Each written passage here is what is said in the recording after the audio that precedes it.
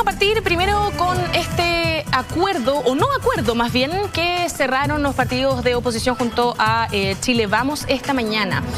Al parecer no quedaron de acuerdo con el tema de paridad de género, por ejemplo, con el hecho de que haya cuotas de representación indígena dentro de este proceso constituyente. Para empezar, ¿qué te parece este no acuerdo? Sí, ciertamente es complicado que no se llegue a acuerdo en estos temas. Nosotros creemos que desde el Centro Democracia y Comunidad hemos tratado de apoyar, impulsar el proceso también constituyente.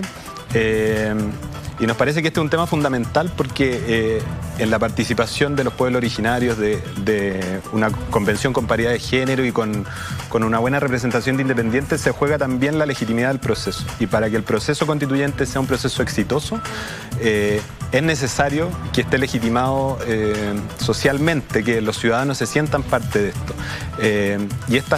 Y por lo menos estos tres elementos han sonado muy fuerte en el último tiempo. Y si bien es cierto que hoy día no se ha llegado a un acuerdo, afortunadamente tampoco se ha descartado la posibilidad de que se llegue eventualmente en el Congreso. Entendemos también que hay una urgencia por presentar el proyecto que habilite en el fondo a convocar un plebiscito. Entonces hay una urgencia por empezar y echar a andar formalmente este proceso constituyente. Y por lo mismo los partidos, por lo menos han señalado que no descartan llegar a un acuerdo posterior en el Congreso que podría, digamos, hacerse cargo de estas demandas que son súper importantes de incorporar. De hecho, la oposición dijo que iba a mandar sus propios proyectos finalmente, sí, para poder tratar de tener algún tipo de acuerdo tal vez en el Congreso.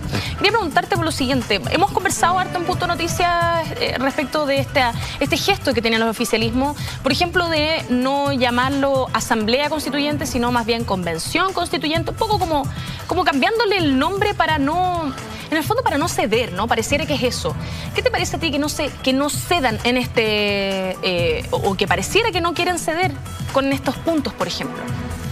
O sea, yo creo que es complicado que no tengamos una propuesta en estos puntos, pero también uno entiende desde alguna perspectiva la complejidad política de estos temas, digamos, y sobre todo pensando en la UDI, que ha sido el partido quizás más reticente a llegar a un acuerdo en estos tres puntos, que está también tensionada por su flanco derecho que vendría a representar José Antonio Kast, y quizás no quieren aparecer como perdiendo o entregando todo en un potencial acuerdo. Entonces en ese sentido es complicado, pero también por otro lado se ha dado muestra en el acuerdo original que los distintos sectores han sido capaces de llegar a acuerdos importantes dado la situación que estamos viviendo en el país también. De hecho, ¿qué te parece esta discusión que tienen en el fondo dentro del oficialismo? Porque RN estaba abierto a hacer esta paridad de género, a tener cuotas de independientes, pero la UDI se opuso. Entonces, ¿cómo se ve esta pugna que tienen entre los dos partidos principales, digamos, del oficialismo? Sí, yo creo que como señal para la ciudadanía es complicado esto de no tener una posición compartida, digamos, sobre todo cuando estamos hablando desde la base de un acuerdo previo, que es verdad que no incluía estos tres elementos, pero sí da muestras de que la forma como se iba a llevar este acuerdo adelante es mediante la unidad. También es cierto y lo que dicen también sectores de la derecha, que las cuotas de pueblos originarios, la paridad de mujeres y la participación de independientes no estaban en el texto expreso del acuerdo, y eso es verdad, pero es difícil no contemplar que esa es una necesidad que surge también de las demandas ciudadanas, y en ese sentido es necesario no deslegitimar el proceso constituyente. Y yo creo que vías para salvar estos elementos existen todavía, y yo no daría por perdida la posibilidad de que exista un acuerdo satisfactorio en estas medidas, pero lo cierto es que todavía no está, y vamos a tener que esperar un poco más o ver qué pasa en los próximos meses. ¿Cuáles serían estos mecanismos, por ejemplo? O sea, lo que han planteado los partidos es, bueno, discutirlo en el Congreso, ¿cierto? Y ahí la oposición ha planteado presentar proyectos de ley.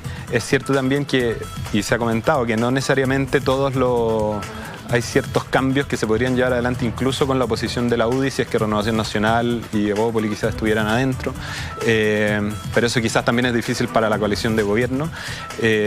Yo siento que la necesidad de empujar, una cosa es lo que van a hacer los partidos políticos, y ojalá tengamos un acuerdo institucional y que salga del Congreso mecanismos de participación para estos tres grupos que hemos mencionado.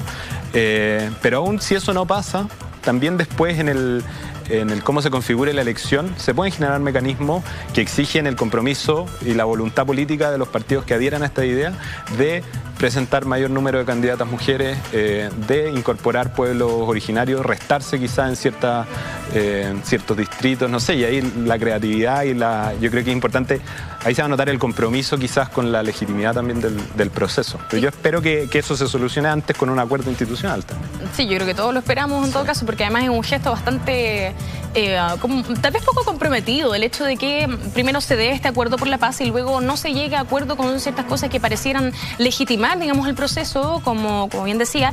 Y de hecho, sobre esto, ¿cree que está peligrando el acuerdo por la paz social debido a estos conflictos que hay?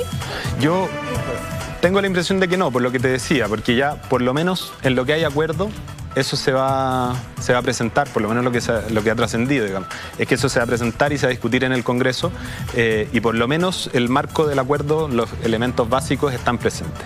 Y la patita que nos queda es esta, que es súper importante. Nosotros hace unos días firmamos como Centro Democracia y Comunidad una carta en conjunto con otros 11 centros de estudio y fundaciones de oposición, Chile 21, el Instituto de Igualdad, la Casa Común y varios otros, donde hablamos también esto de la necesidad de recoger esta oportunidad histórica que se da de elaborar una nueva constitución en democracia, de la necesidad de que este proceso sea legítimo, y eso involucra participación de mujeres, de pueblos originarios, de independientes, pero también participación ciudadana en distintos niveles, no solo yendo a votar, sino con los cabildos que se han generado o con procesos participativos como el que hubo quizá en el gobierno de la presidenta Bachelet.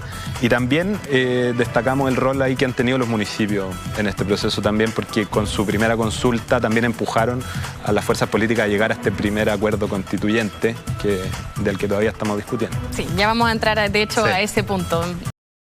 Además es asesor de algunos municipios. Hemos estado trabajando con algunas municipalidades.